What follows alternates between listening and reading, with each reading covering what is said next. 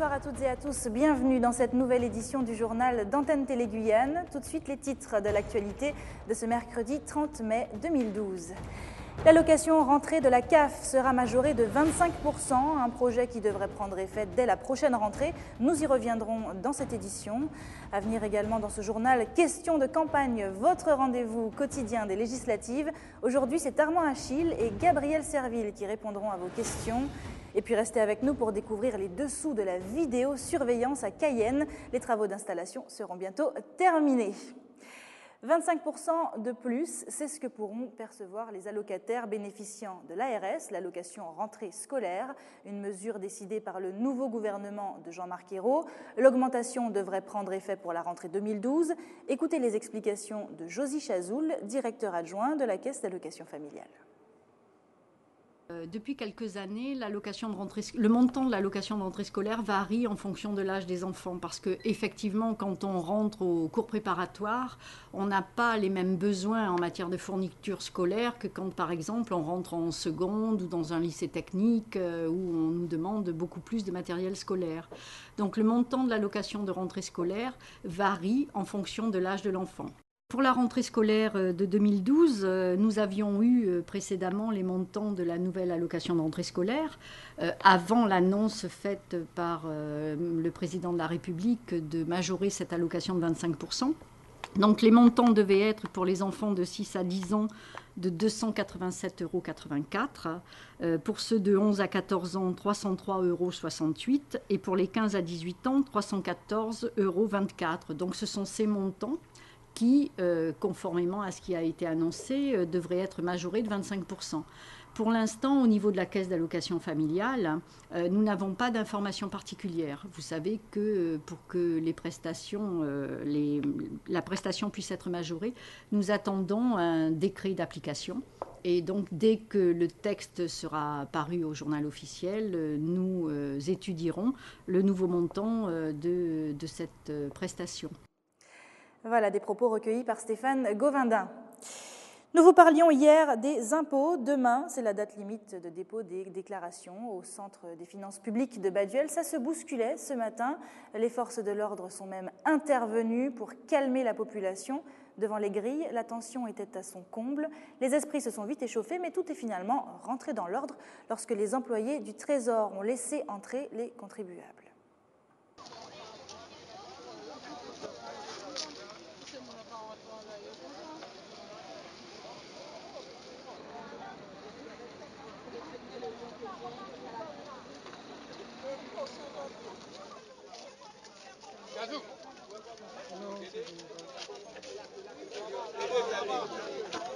Voilà, ce sont des images tournées par l'un de nos téléspectateurs. Pour vous rappeler, j'en profite pour vous rappeler que vous pouvez envoyer vos vidéos et vos photos à l'adresse suivante, rédaction@atg.tv. Et pour plus d'informations, n'hésitez pas à consulter notre site internet atg.tv. Délire d'orthographe, c'est le nom d'un concours d'orthographe, bien sûr, qui s'adressait aux élèves de CE2 des écoles Eugène Honorien et Elvina Lixef de Rémire-Montjoly. Ce matin, les lauréats de ce concours ont été récompensés à la mairie de la commune. Ils ont reçu de nombreux cadeaux, mais le plus beau des cadeaux, ce sont ceux qu'ils ont appris. À l'heure où le langage SMS prend le dessus, les écoles de Montjoly ont allié l'orthographe à l'amusement. Les pros des mots, ce sont eux. Parmi les 77 élèves de CE2 qui ont participé au concours d'orthographe des écoles élémentaires Eugène Honorien et Elvina Lixef à Rémire-Montjoly, ceux-ci ont eu les meilleures notes et visiblement, ils ont bien appris la leçon. C'est un concours qui nous aide à améliorer notre orthographe et ça nous aide à travailler en équipe. C'est un jeu qui nous aide à améliorer notre orthographe. Pour améliorer mon orthographe. Ce jeu d'orthographe, c'est un moyen original de tourner le dos aux clichés des jeunes qui ne savent plus écrire. Depuis 2 ans, les 3 maîtresses de choc des écoles Eugène Honorien et Elvina Lixef mettent en place ce concours, une idée qui semble porter ses fruits. Le premier objectif quand même, c'était de réconcilier les élèves quand même avec l'orthographe. Et je crois que là, on a gagné ce pari-là. Parce qu'aujourd'hui, quand on leur parle de dictée, ils n'ont plus peur. Ils sont ravis, même s'ils savent que ça ne sera pas forcément parfait, Mais ils ne seront en pas fait, forcément gagnants, ils mais seront c'est pas- le fait voilà. de jouer, de participer à des jeux avec leurs camarades. En plus, il y a un travail en commun qui est la négociation. Ils ne travaillent plus tout seuls, ils travaillent avec leurs camarades. Et ça, j'ai remarqué qu'ils adorent ça, travailler en commun et donner une dictée finale, c'est ça le plus important pour eux.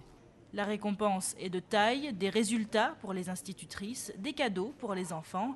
Mais pour cela, il aura fallu du travail. Le concours délire d'orthographe se prépare depuis le mois de novembre. Pour les parents, c'est vraiment une excellente initiative. Ma fille elle a eu pas mal de prix. Voilà, même étonnée qu'elle aimait bien l'orthographe, tout ça. Non, non, moi je pense pas, je pensais pas. Voilà. Oui, surprise un peu, voilà. Je trouve que c'est une bonne chose pour les enfants. C'est une chance et en plus ils sont récompensés pour leur travail. C'est quelque chose qui devrait être, vous pensez, généralisé à d'autres... Oui, parce que ça les encourage à bien travailler et puis à continuer. Et justement, ce concours délire d'orthographe devrait être généralisé à tous les CE2 de Rémire-Montjoly, voire même à tous ceux de la circonscription.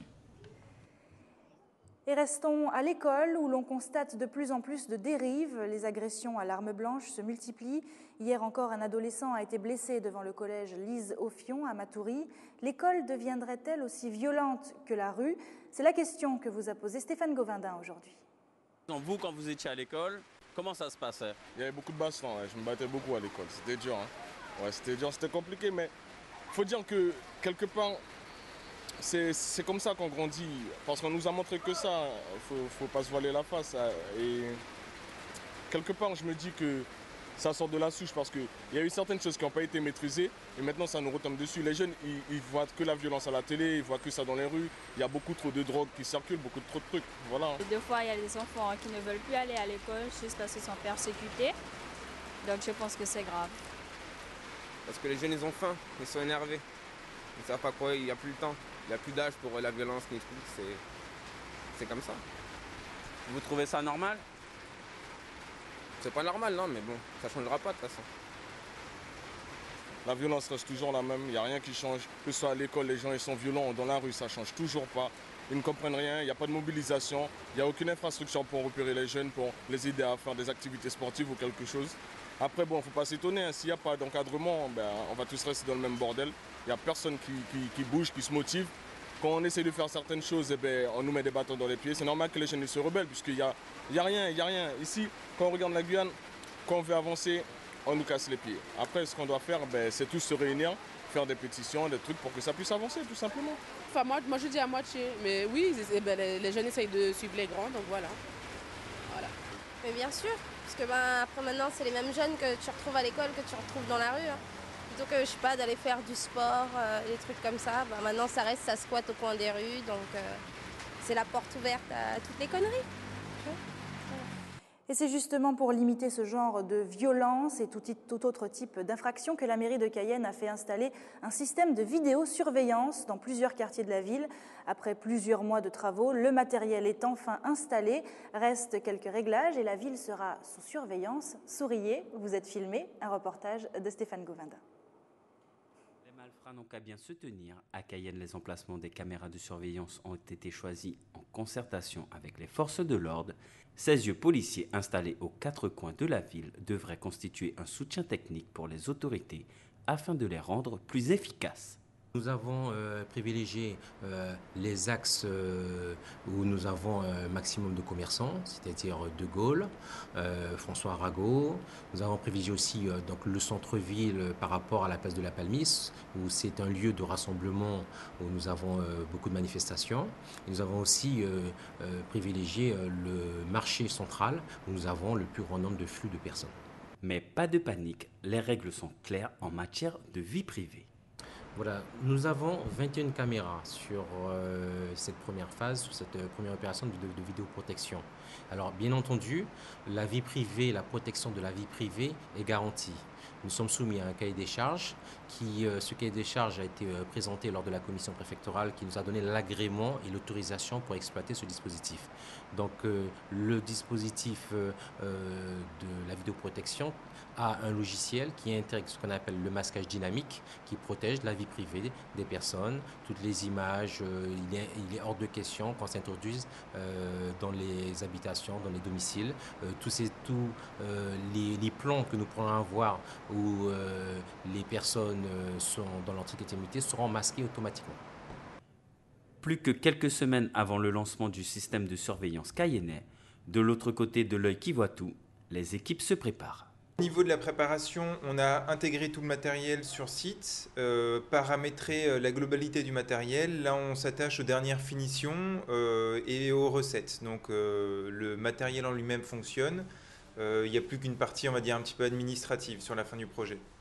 Début juin, on devrait être prêt à pouvoir utiliser le CSU pour tous les intervenants.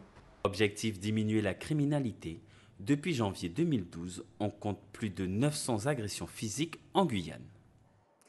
Un mot de sécurité routière avec la table ronde organisée demain par la Chambre de commerce et les responsables religieux de Guyane. Le rendez-vous est fixé à 18 h à la CCIG. Seront présents des syndicats d'auto-école, des psychologues, des victimes d'accidents, des gendarmes et des responsables de l'éducation nationale. Objectif, chercher comment lutter contre les violences routières en Guyane. C'est l'heure de notre page politique avec votre rendez-vous des législatives. Aujourd'hui, vous avez interrogé Armand Achille dans la 2e circonscription et Gabriel Serville pour la première. Alors, monsieur Achille, dites-nous précisément ce que vous comptez faire durant votre mandat sur le thème de la santé. En Guyane, nous avons deux problématiques majeures. Nous avons un niveau de service public qui est défaillant. Il y a certaines spécialités qui, ni à l'hôpital, ni en médecine de ville, ne sont pas couvertes. Et il y a une exigence à avoir auprès des autorités centrales pour que la Guyane soit à un niveau d'équipement sanitaire équivalent à l'ensemble des autres régions administrées par la France. Et puis il y a un deuxième problème, c'est le problème de la démographie médicale. Il est inacceptable qu'en Guyane, que pour avoir une consultation pour une maladie des yeux, une maladie des oreilles ou pour une autre spécialité de ce genre, qu'il faille attendre 6 mois. Et pour ça, il faut résoudre le problème de la démographie. Alors, il y a deux façons de résoudre ce problème-là. Former le personnel au niveau local en mettant en place un dispositif efficace. Et puis, deuxième chose, recruter dans l'environnement sud-américain ou caribéen des médecins qui sont au top au niveau mondial et qui peuvent apporter leur expertise à la population guyanaise. Ok, bon, monsieur Serville, je suis jeune. C'était juste pour savoir qu'est-ce que vous comptez faire pour l'éducation de la Guyane, en fait, pour la jeunesse guyanaise, tout simplement. On dit souvent qu'un pays qui n'est pas capable d'éduquer sa jeunesse, c'est un pays qui est voué à l'échec. Je ne voudrais pas considérer que ça puisse être le cas de la Guyane quand on voit le taux d'échec scolaire que nous connaissons ici. Donc cela veut dire qu'en tant que député, je serai extrêmement vigilant pour que les adaptations que nous sollicitons soient suivies des faits, pour que les postes supplémentaires que le président a promis à l'éducation nationale servent aussi à la Guyane, pour que les moyens en personnel aussi soient mis à disposition de l'éducation en Guyane, pour faire en sorte que dans nos écoles, dans nos collèges, dans nos lycées, nos enfants soient parfaitement encadrés, qu'ils puissent s'épanouir dans les meilleures conditions possibles, de façon à arriver en fin de cursus au succès qu'ils méritent tous. C'est une priorité absolue, le président l'a dit, jeunesse et éducation sont des priorités absolues pour la France, mais ce sont aussi des priorités absolues pour la Guyane et je serai extrêmement vigilant pour que les engagements du président soient effectivement suivis. C'est la fin de cette édition. Merci de l'avoir suivi. Ce journal a été préparé avec le concours de toute la régie technique ainsi que le soutien de toute l'équipe d'Antenne Télé Guyane. Tout de suite, vous retrouvez Focus Info avec Patrick Jean-Pierre et Dominique Nugent qui reviendront sur l'insécurité qui règne à Wayabo. Quant à moi, je vous donne rendez-vous demain, même heure, même antenne. Bonne soirée à tous.